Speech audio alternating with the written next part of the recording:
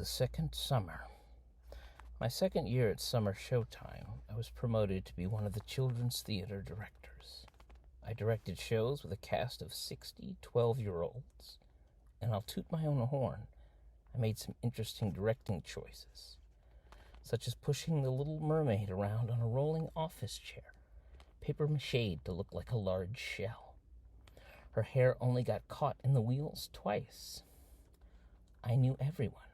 I was fully immersed. Immersed, Brendan would say. You're so smart. Why don't I know more people who use words like immersed? And then he'd disappear for 2 days. He may have been drunk. Sharon's brother Sean was our visiting director for the main stage musical. Everyone referred to him as equity actor Sean Kenny. He was a member of the Stage Actors Union. He was living the dream in a basement-level studio apartment in Hell's Kitchen with a rat problem. We were all in awe. Sean was and is a skilled and confident director. I was excited to be his assistant director on a murder mystery musical called Something's Afoot. My first job as assistant director was to make sure he didn't cast the talented blonde dancer who had so easily stolen my boyfriend the summer before. I accomplished this with the persistent and skilled manipulation of a grade. A bitch. I made articulate arguments as to why the other blonde girl would be better. The dancer girl was too overused. It would be more exciting to use someone unexpected, and the other girl's look was more British. A fat load of nonsense, but it worked. Dancer girl was regulated to playing the title role of a children's theater show called Guess Again. Yes, her character and the show were both called Guess Again, a harsh punishment. Obviously, as an adult, I realized this girl-on-girl sabotage is the third worst kind of female behavior, right behind saying like all the time and leaving your baby in a dumpster.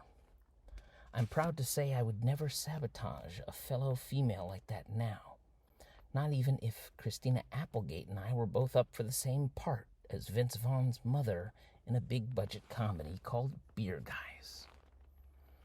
Sean and I were mentor and mentee that summer. I was 18, he was 27. Sean taught me a lot about professional dignity.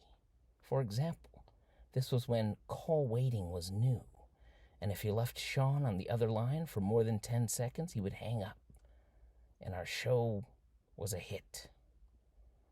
On both nights, the cast party was in a backyard with paper lanterns. The cast and crew mingled. It was very glamorous.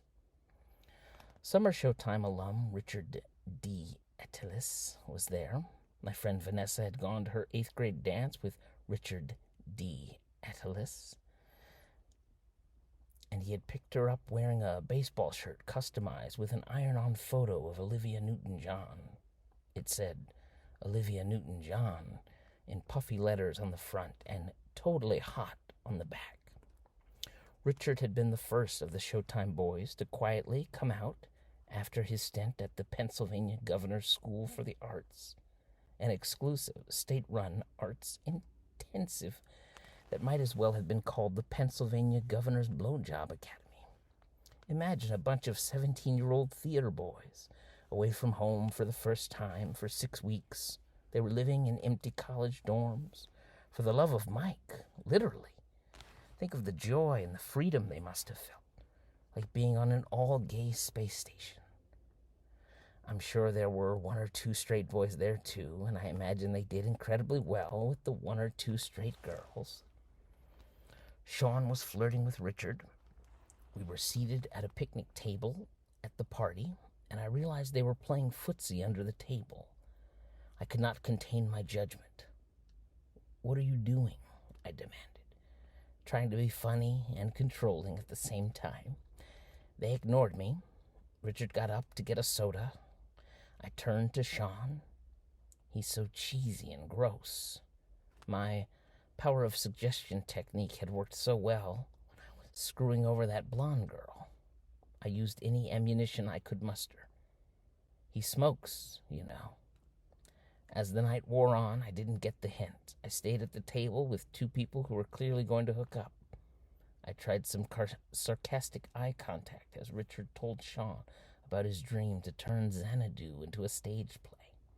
Like that would ever work. In my mind, I was doing Sean a favor by trying to stop him from hooking up with someone regrettable. Oh my God, you know he's only like 20. Sabotage and saying like I was really in a bad place. Sean shot me a look. I was out of bounds. It's one thing to be wisecracking, precocious teen hanging out. To be a wisecracking, precocious teen hanging out with 27-year-olds. It's another thing to get in the way of a grown man trying to get laid. I didn't know what had happened. I didn't know what happened between Richard and Sean that night. But the next day, Sharon called me to say that Sean was very annoyed with the way I'd behaved. She said she had talked him down because they all realized that I had a crush on Sean. It's natural, they all realized that I had a crush on Sean. It's natural. They all realized. They were all talking about what a baby I was and how I must have a crush on Sean. I don't. I wept from sheer embarrassment. I really don't. But the more I protested, the guiltier I seemed. And here, after 20 years, is the truth. I really didn't have a crush on Sean. I had reacted that way because I viscerally felt that what they were about to do was icky. The stomach ache I felt had nothing to do with a crush. I had to face the fact that I had been using my gay friends as props.